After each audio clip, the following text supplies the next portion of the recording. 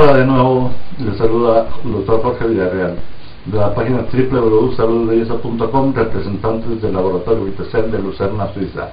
Hoy vamos a hablar del producto de terapia celular sobre la sexualidad.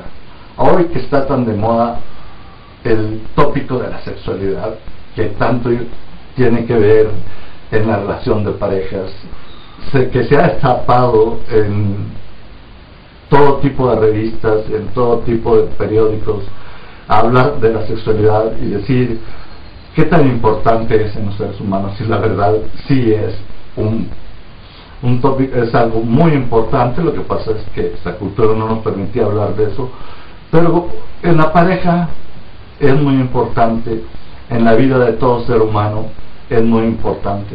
La sexualidad, según la psiquiatría, es el regulador de la economía de nuestro organismo, por donde podemos encontrar salida a las fuerzas de tensión o vamos al estrés que nos agobia. Durante el acto sexual se aumentan mucho las endorfinas, es antidepresivo, se queman gran parte de calorías. Sin embargo, hay algo muy importante: los hombres a los 40 años ya empezamos a tener una disminución en el instinto sexual.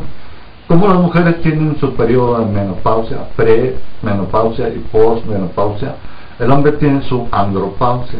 De los 40 años empieza a tener baja del instinto sexual. Es ahí donde toda la industria de fármacos ha trabajado con la gran variedad de fármacos que utilizan para rejuvenecer la sexualidad. Aquí vamos a hablar de un producto que biológicamente va a incidir sobre las gónadas, que son las glándulas sexuales del hombre y de la mujer. Estamos hablando de testículos, ovarios, suprarrenales, hipotálamo. Hay Multi-Organic Complex hombre, Multi-Organic Complex mujer.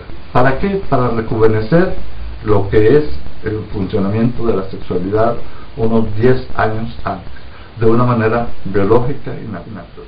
Visite nuestra página, ahí los encontrará. Muchas gracias y nos veremos en la próxima presentación de otro producto más de Vitacel para esta revista.